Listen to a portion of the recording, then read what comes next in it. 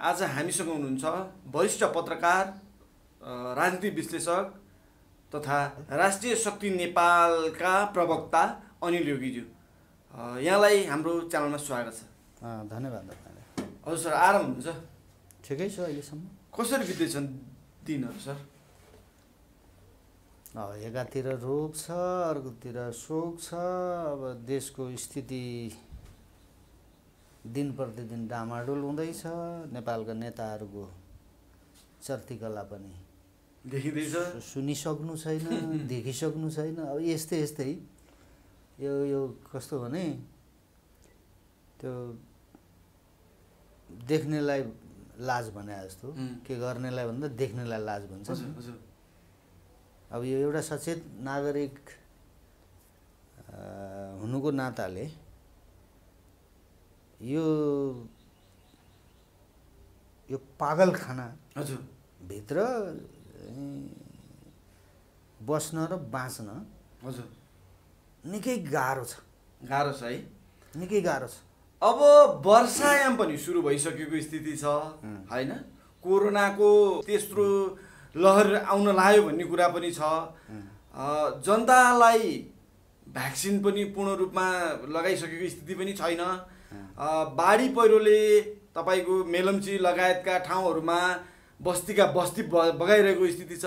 यो अवस्थामा हाम्रा नेताहरू सत्ताको चलखेल हैन, को चाहिँ प्रधानमन्त्री को हुने भनेर सत्ताको चलखेलमा खुब लागिरहेको देखिन्छ। नेपालको राजनीति कतातिर जाँदैछ सर? अब यो चाहिँ अहिले तपाईको प्रश्न अत्यन्तै गम्भीर प्रश्न हो। यो बुझ्नेका लागि चाहिँ हजुर, जसले विवेक प्रयोग गर्छ, जसले आफूलाई सचेत नागरिक हुँ भन्छ, जसले के न्याय हो के अन्याय हो भन्ने कुरा छुट्याउन सक्छ, जसले यो व्यवस्था खराब र त्यो व्यवस्था ठिक भनेर त्यसको व्यवस्था माथि पनि चाहिँ विचार गर्न सक्ने विवेक राख्छ, ती मान्छेका लागि चाहिँ यो निकै ठुलो पीडादायी प्रश्न हो है। त्यो किन हो त भन्दाखेरि भ्याक्सिनको लागि भारतबाट ल्याउने भनेर यिनीहरूले पैसा समेत तिरिसकेको भ्याक्सिन अझै एक महिनासम्म चाहिँ त्यो भ्याक्सिन आउन सक्दैन भन्ने खालको आजै मैले चाहिँ अनलाइनमा न्युज हेरेको थिएँ है। त्यो भ्याक्सिन नआउने भयो।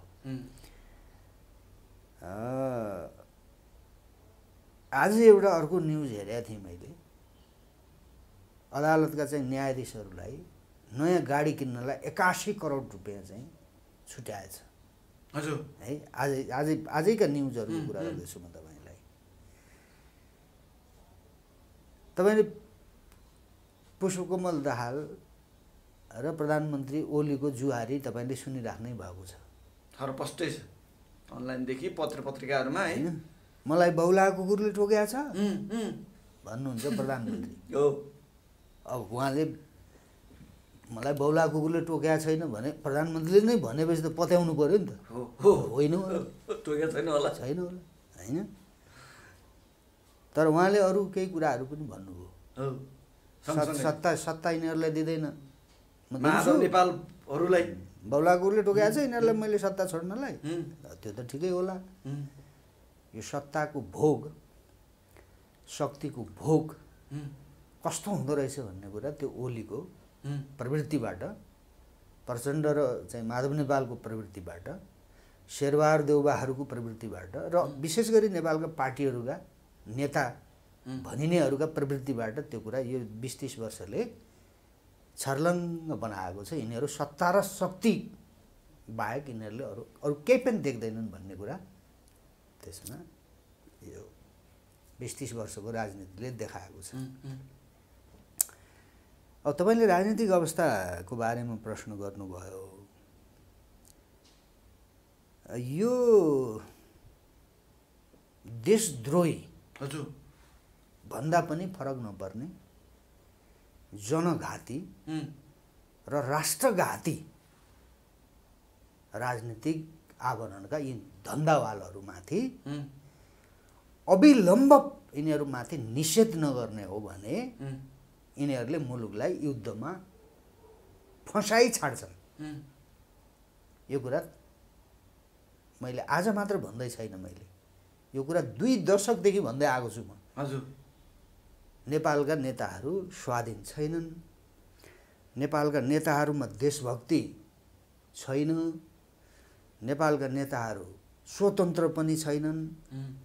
यिनीहरू विदेशीहरूको नचाहिँदो ढङ्गले यिनीहरू सम्बन्ध राख्छन् र उनीहरूको पैसा खान्छन् र त्यो पैसाको एक अंश 100मा 5% चाहिँ 95 चाहिँ यिनीहरू आफै खान्छन् हैन, 5% चाहिँ यिनीहरूले जनतालाई छरिदिन्छन्, कुखुरालाई चारो छर्या जस्तो। अनि जनता उफ्रिन्छन् सडकमा, कहिले आन्दोलन गर्छन् त कहिले बन्दुक हातमा थमाइदिन्छ, युद्ध गर्छन्।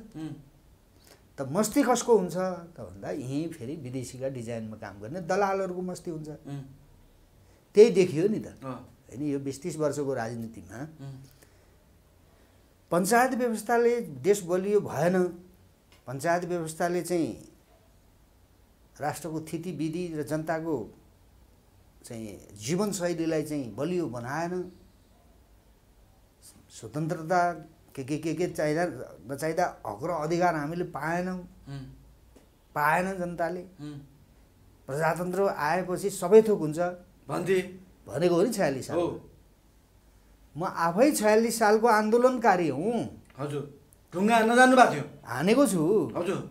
प्रहरीलाई ढुङ्गा हानेको छु शहीद गेटमा मैले है। त्यो बेलामा तपाईँलाई सम्झना हुन्छ मलाई, नेपाल टेलिभिजनको क्यामेरा तानेर फुटाउने चाहिँ जुन घटना भयो त्यहाँनिर, हजुर, त्यसको नजिकै थिएँ के म। हजुर। त प्रजातन्त्रको आन्दोलन अथवा प्रजातन्त्र चाहियो भने अब त प्रजातन्त्र त 46 सालमा आयो नि त। राजाले चाहिँ संवैधानिक राजा भएर चाहिँ बस्ने, जनताका प्रतिनिधि, जनताद्वारा निर्वाचित प्रतिनिधिहरूले शासन व्यवस्था चलाउने विधि व्यवस्था संविधान बनेको हो नि त। बनेको। अब के चाहियो र फेरि यो बाबुराम र प्रचण्ड भन्नेहरूलाई के चाहियो र यिनीहरूले चाहिँ बन्दुक उठाएको भन्ने प्रश्न उठ्यो नि त अहिले। के चाहियो त? यिनले त नयाँ व्यवस्था त फेरि ल्याएन। खसीको टाउको झुन्ड्याएर कुकुरको मासु बेच्ने व्यवस्थाले चाहिँ काम गर्दैन। हिजो पञ्चायतले काम गर्दैन भने एउटा तत्त्वले होइन, राजाले काम गर्दैन भने, अनि त्यसपछि प्रजातन्त्रले काम गर्छ भनेपछि लौ त भनेर राजाले दिए त फेरि भएन, फेरि बन्दुक उठायो बाबु। प्रजातन्त्रले बन्दुक, प्रजातन्त्रका विरुद्ध बन्दुक उठ्यो है। 6 वर्षमै प्रजातन्त्रका विरुद्धमा बन्दुक उठ्यो नेपालमा। त के कारणले चाहिँ बन्दुक उठ्यो त 6 वर्षमै भनेर यो देशका विद्वान बुद्धिजीवीहरू अहिलेसम्म मिहिन रूपमा त्यसको समीक्षा गर्दैनन् हैन। विद्वान बुद्धिजीवी मात्र होइन, यो देशका शासन व्यवस्थाका अरू अवयवहरू पनि छन् नि। सेना छ, प्रहरी छ, कर्मचारी तन्त्र छ, के अनुसन्धान भन्छ, के छ खाइरहेछन् नि त के नाममा। राज्यका अङ्गकै नाममा खाइरहेछन्, ब्रस्त लगाइराखेका छन्, युनिफर्म लगाइराखेका छन्, हतियार बोकिराखेका छन्, के ट्वाक्के क्वाट गर्न पुगेका हुन्छ। के रमाइलो गरे त्यो? समीक्षा त हुनुपर्ने नि। 46मा चाहिँ यो व्यवस्था हुँदैन भनेर पञ्चायतलाई विस्थापित गरियो, प्रजातन्त्र ल्याइयो। प्रजातन्त्रकै विरुद्धमा के अरे 52बाट प्रचण्डले बाबुरामले हतियार उठाए होइन। अहिले यो 62-63 पछि फेरि यो के शान्ति प्रक्रियाको नाममा मुलुकमा हिंसा मचाउने र प्रतिहिंसा मचाउने पनि यिनीहरू, नेपाली जनतालाई र राज्यका सुरक्षा अङ्गहरूलाई लडाइँमा हाल्ने पनि यिनीहरू होइन। यिनीहरूले नै शान्तिका चाहिँ दूत भएर गौतम बुद्धको रूप धारण गरेर आए, फेरि पत्यायो यो मूर्ख दुनियाँले। नेपालका तथाकथित चाहिँ विद्वान बुद्धिजीवीहरूले चाहिँ ताली बजाए, गणतन्त्र लोकतन्त्र आयो अरे फेरि 10 वर्षपछि। 46मा आइसकेको प्रजातन्त्रका विरुद्धमा 52 माओवादीले बन्दुक उठायो, प्रचण्ड र बाबुरामले 10 वर्ष लडे, रमाइलो गरे, लुटे दुइटैले। राज्यमा बसेर चाहिँ प्रतियुद्ध गर्नेले पनि लुटे, ठालुहरूले। दुःख त जनताले नै पाएको हो। राज्यका सुरक्षाकर्मी तल्लो स्तरका सुरक्षाकर्मीले पो दुःख पाएको हो, तिनका परिवारले पो भाग्नु पर्या हो, तिनले पो मारिनु पर्या हो। त माथिका ठालुहरूलाई त उनले त माओवादीले चन्दा बुझाएका थिए नि, ठुला ठालुहरू त धेरैले मर्नु परेन नि, एक दुईजनाकै आकल झुकल चाहिँ परे होला। चन्दा बुझाउन माओवादीलाई तयार नहुनेहरू, प्रचण्ड र बाबुरामलाई पैसा दिन तयार नहुनेहरू मारिए होलान्। अरू त धेरै चाहिँ आर्मीका जरसाबहरूले पैसा बुझाएको, बैङ्कका चाहिँ यो बैङ्क सञ्चालकहरूले चाहिँ गाडीमा पैसा हालेर जङ्गलमा पैसा बुझाउनु पुर्याइदिएको। माओवादीका लडाकाहरूले यहीँ काठमाडौँमा आएर ट्रकमा चाहिँ पैसाका ठुला चाहिँ ट्रकमा चाहिँ पैसा खाँदेर चाहिँ थानकोटबाट बाहिर लगेर चाहिँ कहाँ हो दिल्ली कि कहाँ हो बाबुरामहरू बसेका ठाउँ बुझाएको आयो नि। भारतको चक्रतामा बस्थे यिनीहरू। त्यसो भएर यो राजनीति यिनीहरूले गरेनन्। यिनले मुलुकको अस्मितामाथि लुटपाट गरे, यिनले राज्यको ढुकुटीमा लुटपाट गरे र नेपाली जनताप्रति नेपाली जातिको जीवन सदाका लागि चाहिँ समाप्त पार्ने गरिकन एउटा सङ्घारमा ल्याएर यिनीहरू झगडा खेल्दैछन्। काङ्ग्रेसको पनि कुनै बेला बहुमत आयो, त्यसले पनि आफ्नो धोती आफै बुस्कायो। गिरिजाप्रसादले मध्यवादीमा हाल्यो मुलुकलाई, होइन? अब यो कम्युनिस्टहरूको बहुमत आएपछि के कम्युनिस्ट भन्नेको त त्यो त कुरा गर्थे साम्यवाद भने के भित्ताको हो कि भित्तामा लेख्ने साम्यवाद हो कि किताबमा पढ्ने साम्यवाद मात्रै हो कि उनीहरूको घोषणा पत्रमा मात्रै हो कि नेताहरूका जीवनमा आउने मात्रै साम्यवाद हो कि कम्युनिजम भने के? त्यो कम्युनिजमको विचारधारालाई आफ्नो राजनीतिक चाहिँ धारणा बनाएर, राजनीतिक दर्शन मानेर, राजनीतिक सिद्धान्त मानेर जसले आफूलाई कम्युनिस्ट हुँ भनिरहेका छन् र खाइरहेका छन्, नेपाली जनताको दिमाग खाइरहेका छन्, नेपाली जनताको जिन्दगीसँग खेलवाड गरिरहेका छन्, राष्ट्रको भविष्यसँग खेलवाड गरिरहेका छन्, जनताको खुन खराब गर्नका निमित्त तत्पर भइरहेका छन्, तिनीहरूले कम्युनिस्टको शासन व्यवस्था चलाए त।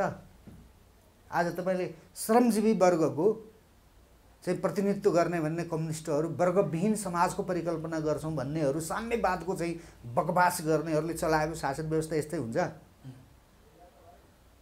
आज कुनै देशका कुनै ठाउँमा श्रमजीवीहरूका लागि भान्सा खोले यिनीहरूले, जो भोकमरीमा परेका छन्। भान्सा खोले होइन, खोलेको भान्सा पनि बन्द गर्ने स्थितिमा गइरहेछन् यिनीहरू त। त्यही भएर मैले यहाँ अपराधी हुन् भनेको।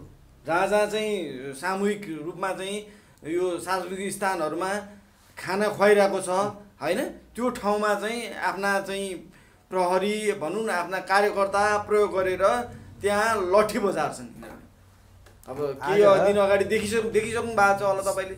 साम्यवादी भन्नेहरू, आफूलाई कम्युनिस्ट भन्नेहरू, यिनीहरूलाई लाज छ भने, लाज बचे खुचेको लाज अलिकति बाँकी छ भने कहाँ खोल्यौ तिमीले सामूहिक चाहिँ भान्सा, कम्युन कहाँ खडा गर्यौ कि यो कोरोनाको सङ्कटको बेलामा सबैले सँगै बसेर खाना खाने, ती बेरोजगार जो दिनभरि काम गरेर बेलुका खानुपर्नेहरू, जो अरूको मजदुरी गरेर चाहिँ मानव जुटाउने दैनिकी जीवन गुजारा गर्नेहरूको बारेमा कम्युन चाहिँ कहाँ चलाए यिनीहरूले, कहाँ पाक्दैछ त्यो कम्युनिस्टहरूको भान्सा। यिनीहरूको भान्सा चाहिँ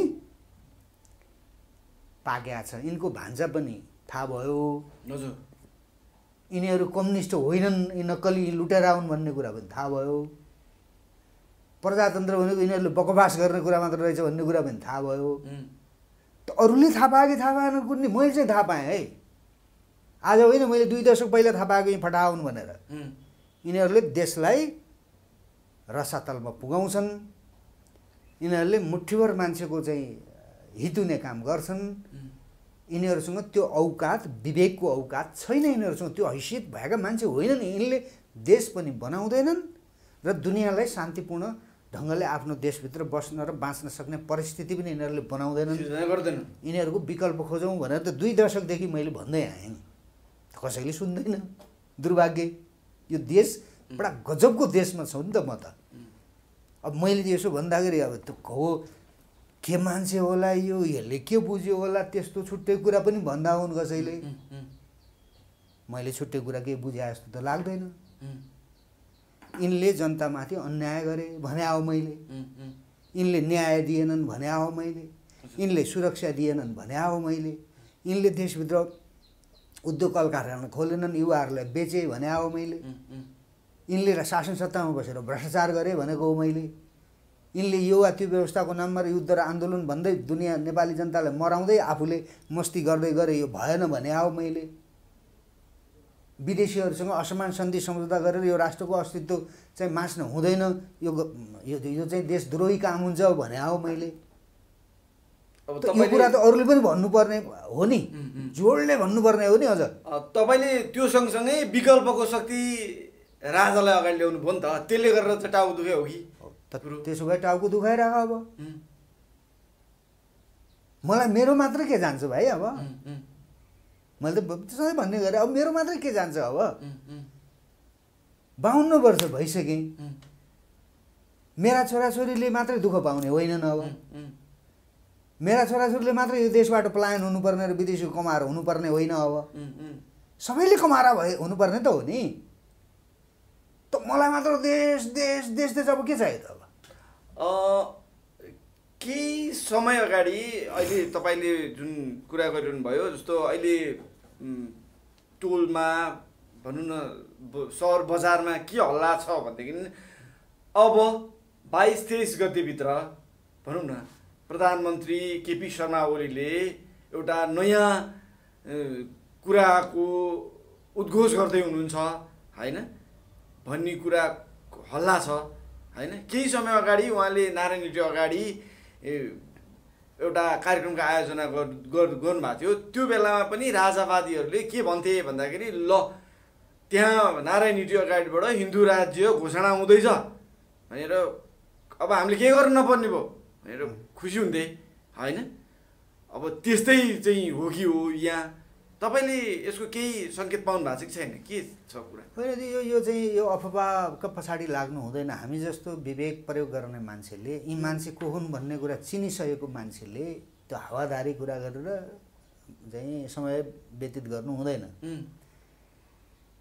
यो व्यवस्था ओलीकै कारणले जान्छ।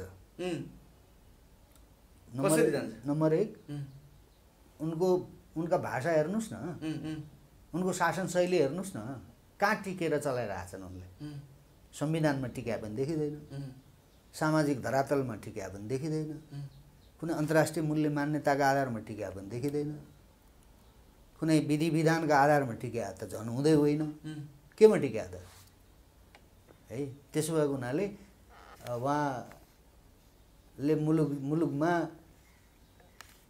उहाँ टिकिराख्नु होला भन्ने मलाई लाग्दैन। उहाँ जानुहुन्छ होइन, र यो व्यवस्था पनि जान्छ, सँगै जान्छ ओलीकै कारणले। त्यसपछि के आउँछ? अब हामीले त स्पष्ट भनेका छौँ, राज संस्था प्रजातान्त्रिक राज संस्था होइन, विधिको शासन, आम नेपाली जातिलाई देशभित्र बस्न र बाँच्न सक्ने परिस्थिति बनाउनका निमित्त अभिभावकी भूमिका उसले खेलिदियोस्। प्रजातन्त्रका कै आधारमा चाहिँ यो मुलुकलाई अगाडि लैजानका निमित्त शासन प्रशासन चलाउनका निमित्त अरू नेपालीहरू तयार छन्। यी मात्र होइनन् नि, दलका नेताहरू मात्रै त मान्छे होइनन् नि त, अरू पनि दुनियाँ छ नि, करोडौँ नेपालीहरू छन्। त्यसो भए त्यहाँ त्यो भोलिको कुरा चाहिँ त्यो हुनसक्छ। त्यसमा गयौँ भने हामी बाँचौँला भनेको, देश बाँचला भनेर भनेको राज संस्थामा जाउँ भनेर। ओलीकै कारणले यो व्यवस्था जान्छ। यो व्यवस्था गएन भने ओलीले नै यो व्यवस्था अड्याउने खतरा हुन्छ।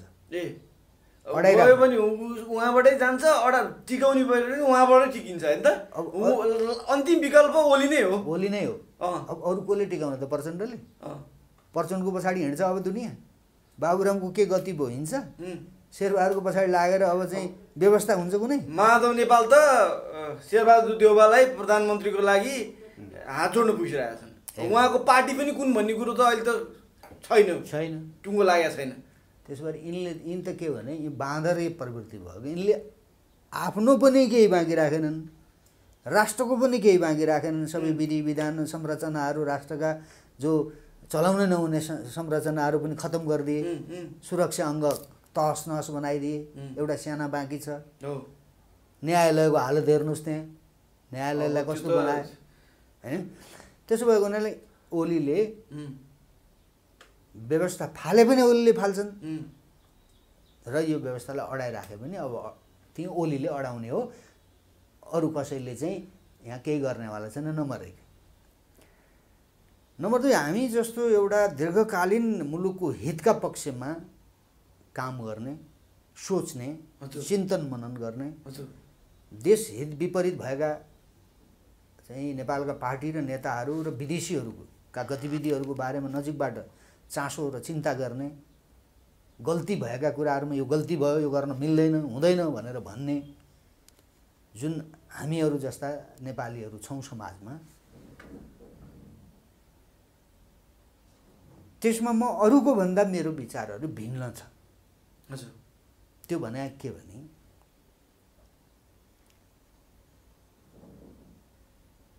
ओलीले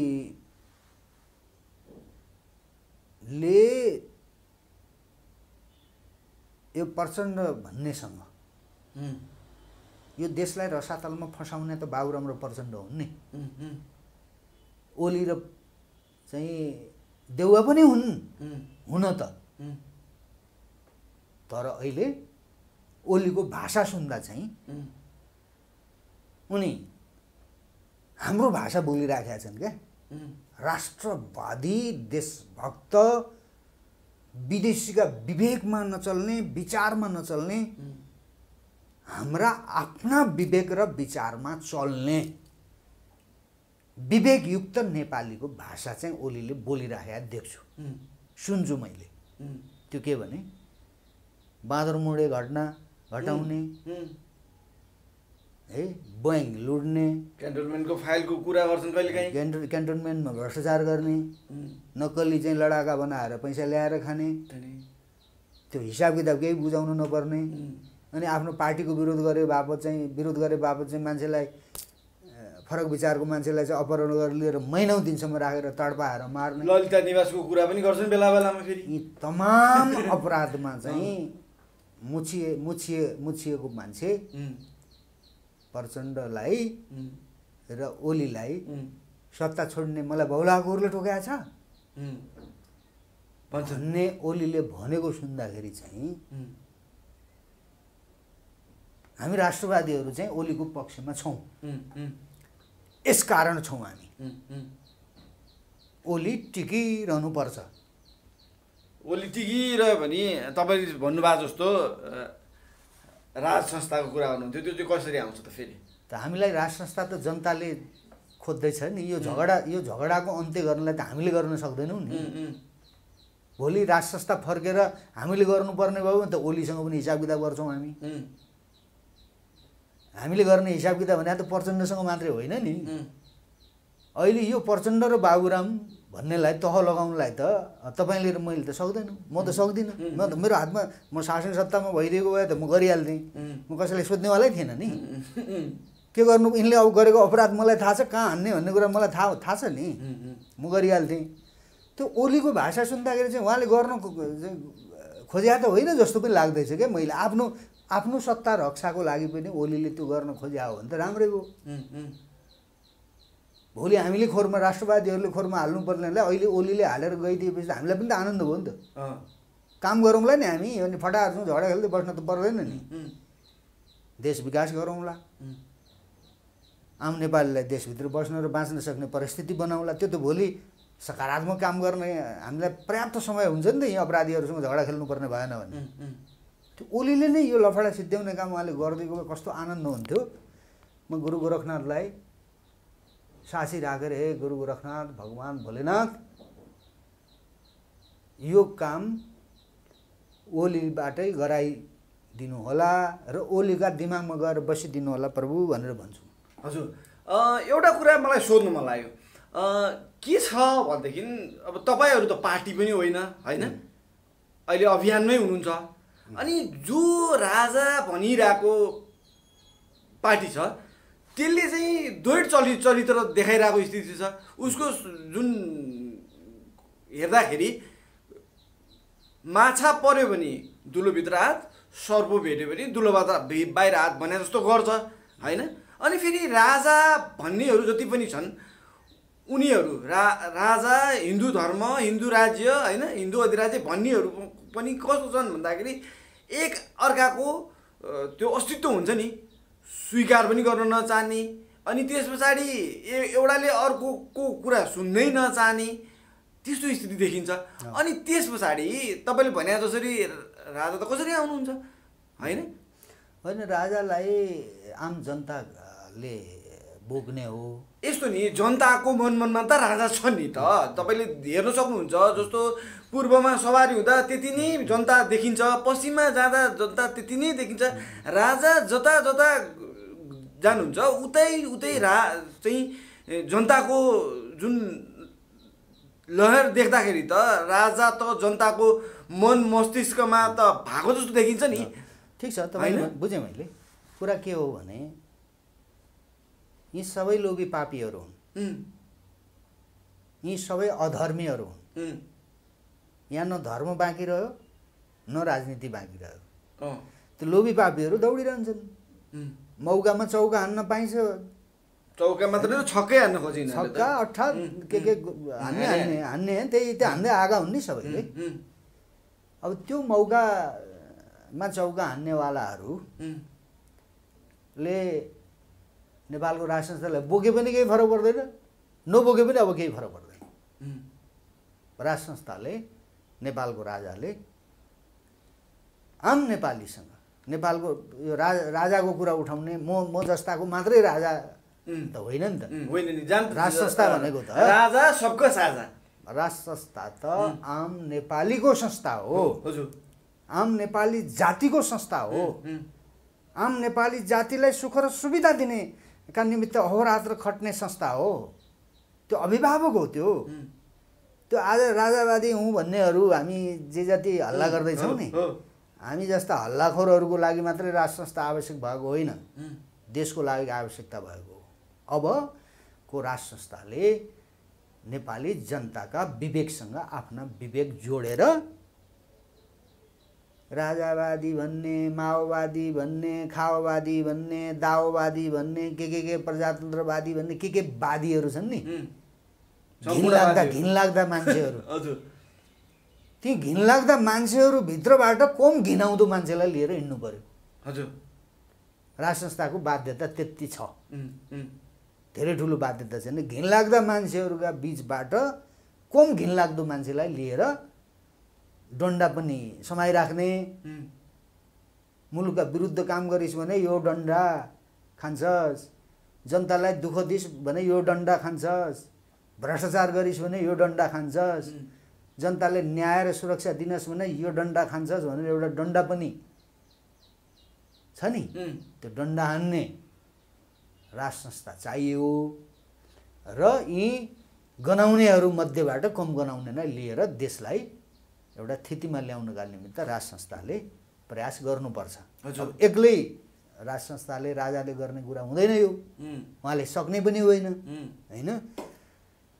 अब विचारका कुरा, विचारमाथि पनि विचार गर्ने कुरा, व्यवस्थामा चाहिँ बहस गर्ने कुरा, नेपाली जातिलाई यो देशभित्र बाँच्न र बच्न सक्ने परिस्थिति कसरी बनाउने भन्ने विषयमा बहस गर्ने कुरा, छलफल गर्ने कुरा र त्यसबाट निस्केको निचोडका आधारमा मुलुकलाई अगाडि लैजाने परिस्थिति निर्माण गर्ने कुरा चाहिँ देशका विद्वान, बुद्धिजीवी, इमान्दार, क्या किताब पढेका बुद्धिजीवी मात्रै होइन कि देश पढेका, दुनियाँको जीवन पढेका बुद्धिजीवी हुन्छन् नि होइन। जङ्गबहादुर टाइपका, बडा महाराज पृथ्वीनारायण शाह टाइपका, स्वर्गवासी बुवा सरकार, महेन्द्र सरकार जस्ता होइन, बिपी कोइरालाई भनौँ, मदन भण्डारी नै भनौँ है, पछिल्लो समय त मैले सङ्गत गरेँ लामो समय राजेश्वर देवकोटा, त्यस्ता त्यस्ता विचारवान मान्छेहरू हुन्छन् समाजमा, छन्। ती 2-4 जना मान्छेसँग चाहिँ महाराज सरकारले कुरा गर्यो र विचार गर्यो भने, विचारमाथि पनि विचार गर्ने गरिकन छलफल चलायो भने विचारको मथन गर्नु पर्यो गऱ्यो भने 1 हप्ताभित्रमा उम्, राजनीति, कूटनीति, अर्थनीति, समाजनीति, धर्मनीति त्यो सबै उम्, 1 हप्ताभित्रमा त्यसको चाहिँ मोडालिटी, त्यसको कार्यक्रम तय हुन्छ। त्यो बडा के अरे हामीसँग छ, नेपालको राष्ट्र संस्थासँग पहिलेदेखि छ। त्यो यहाँ अपराधीहरूले गर्न नदिए हो नि, छ नि। हावामा देश चलाएको होइन नि, 30 वर्षमा हावामा विकास भएको, देश औद्योगिकरण भएको थियो नि पञ्चायतमा। 40-45वटा चाहिँ ठुल्ठुला उद्योगहरू, कपडा कारखाना, सिमेन्ट कारखाना, ट्रली बसदेखि लिएर सारा चाहिँ उद्योग धन्दाहरू खुलेका थिए। सारा नेपालीहरू त्यसमा चाहिँ काम पाएर रोजगार सिर्जना भएको थियो नि। त्यो बेचेर खाए यिनीहरूले।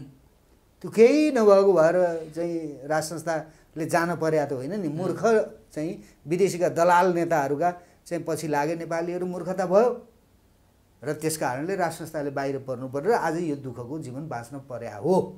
त्यसो भएर राजा राजा राजा म अहिले जहाँ जाउँ, चाहे त्यो चिया पसलमा जानुहोस्, चाहे भट्टी पसलमा जानुहोस्, चाहे बस चढ्नुहोस्, चाहे ट्याक्सी चढ्नुहोस्, तपाईँ चाहे कहीँको चोकमा गल्लीमा कहीँ गएर 2-4 जना मान्छे उभिएको ठाउँमा बस्नुहोस्, त्यहाँ राजा राजा राजा राजा भनिरहेको छ। किन भने होला? ओलीलाई, प्रचण्डलाई त गाली गरिराखेको छ, किन गरिरहेको होला? त्यसो भएर राज संस्थाको विकल्प छैन। त्यो अनुशासित, मर्यादित, संस्कारबाट आएको राजनीतिक संस्था भनेको नै त्यो एउटा मात्रै हो। त त्यसलाई पछाडि पार्नका लागि त यहाँ त सबै मिले भ्रष्टाचारीहरू, दुराचारीहरू, ज्यानमाराहरू, अप्रजातान्त्रिक चाहिँ शासन व्यवस्था चाहिँ विदेशीको आडमा चलाउने तर प्रजातन्त्रको आवरण, लोकतन्त्रको आवरण, विदेशीका दलालहरू, खुफिया एजेन्सीका एजेन्टहरू, है हरेक निकायमा, राज्यका सुरक्षा अङ्गमा भएका सबै एजेन्टहरूको होइन मिले मोतोमा हो नि त राज संस्थालाई पछाडि हटाएर यो मुलुक कमजोर बनाएको। मैले गाउँ हिजो कटुवालको अन्तर्वार्ता सुन्दै थिएँ। राज संस्था चाहिँ चाहिने रे, राजा ज्ञानेन्द्र चाहिँ नहुने रे कटुवाललाई। अब यस्ता जुन खालमा खायो त्यही थालमा चाहिँ आँची गर्ने यस्ता मान्छेलाई पालेर बसेका थियो नि त राज संस्था हिजो। त्यो राज संस्थाले पनि अब कस्ता दुनियाँ बचाउने, दुनियाँ पाल्ने कुरा त त्यो उसको धर्म हो। तर ठालु पाल्ने, कस्ता ठालु पाल्ने भन्ने विषयमा पनि अब राज संस्थाले निर्णय गर्नुपर्छ। ठालु त त्यस्तो पाल है, विद्वान बुद्धिजीवी त्यस्तोलाई पाल जसले राष्ट्रघात नगरोस्, राज संस्थालाई प्रति घात नगरोस्। र महाराजा सरकारहरूका बारेमा बोल्दाखेरि शाही नेपाली सेनाको पूर्व चाहिँ सेनापति कटुवाल उसले बोले भाषा हेरौँ त, त्यो कस्ता मान्छेलाई पालेर रहेछ त। मेरो छोरालाई चाहिँ त्यहाँभित्र राखेर पालेर सेनापति बनाइदिए भए त मेरो छोरालाई त्यस्तो भाषा बोलेको भए त म त्यही बेलुकै सुट गरिदिन्थेँ। कस्तो कस्तो आँटा आएको यिनीहरूलाई। त्यही राज संस्थाका आडमा चाहिँ कहाँको एउटा ढाक्रेको छोरो चाहिँ त्यत्रो ठालु पल्टियो, राजाको बारेमा त्यस्तो चाहिँ निम्न स्तरको टिप्पणी गर्छ। त्यसो भएर अब यो ठालुहरूका कुरा सकभर नेपालको राजाले नसुनोस् भन्छु म चाहिँ। जनताका कुरा चाहिँ मेरो पनि नसुने केही फरक पर्दैन। मेरा कुरा सुनोस्, अरूका नसुनोस् भने होइन मैले। जनताका कुरा सुनोस्, मेरा पनि सुन्नु पर्दैन। जनतालाई ल्याउ जाऊ, को ठालु चाहिने हो डन्डा हान्ने गरिकन ठालुलाई चाहिँ कहाँ को चाहिँदो रहेछन्, कस्ता चाहिँदो रहेछन् ती मान्छे लिएर जाऊ। मेरा कुरा पनि सुन्नु जरुरी छैन। ठालुहरूले त धोका दिएको हो नि नेपाली जनतालाई। उछाल्ने विदेशीका दलाल ठालुहरू र विदेशीसँग नदेखिने गरी जोडिएका र हिजो राज्यका जिम्मेवार ठाउँमा बसेका ठालुहरूले गर्दाखेरि हो नि यो राष्ट्र आज रसातलमा फँसेको। त्यस्ता मुला दोक्लाहरूले चाहिँ ठुला कुरा गर्ने, हामीलाई पढाउन खोज्ने, विद्वान पल्टिने हाम्रो अगाडि, ज्ञानी पल्टिने, पढालेखा पल्टिने, विचारका कुरा गर्ने, यसो हुनुपर्छ, उसो हुनुपर्छ, यहाँ आउनुपर्छ, हामीलाई सिकाउने गवारौँ हामी आजको युगमा। त्यसो भएर यिनले गरेका अपराध अक्षम्य खालका छन्। यस विषयमा आम नेपालीहरूका बिचमा समीक्षा होला, हुनुपर्छ। अबको चाहिँ मुलुकको रक्षाको चाहिँ प्रश्न चाहिँ गम्भीर बनेको छ। यसमा चाहिँ नेपाली सेना र नेपालको शाहवंश, नेपाली जनता, यो तीनटाका विवेक जोड्ने गरिकन, यो तीनटाले मिलाएर यो सर्भिस पिपुललाई सशक्त बनाउने, बलियो बनाउने, आफ्नो देशको जनतालाई, नेपाली जातिलाई बलियो बनाउनका निमित्त स्वयं जनता पनि बुझ्ने हुनु पर्यो। अब राजा राजा भने त कारण छ नि त, बुझ्यौँ बुझ्यौँ बुझ्यौँ बुझ्यौँ अब आइदे बचाइदियो भने हो नि, होइन? त्यसो भएर अब सेनाको नेतृत्वले पनि बुझ्नु पर्यो, माराधिरा सरकारले पनि बुझेर मुलुकलाई शीघ्रातिशीघ्र नेतृत्व दिएर नचाहिँदा काम गर्नेहरूमाथि निषेध गरेर मुलुकलाई विकासको बाटोमा अगाडि लैजानु पर्यो। हस्, समय र संवादको लागि हजुरलाई धेरै धेरै धन्यवाद। ल, मलाई पनि समाजको आवाजमा मौका दिनुभयो, धेरै धेरै धन्यवाद।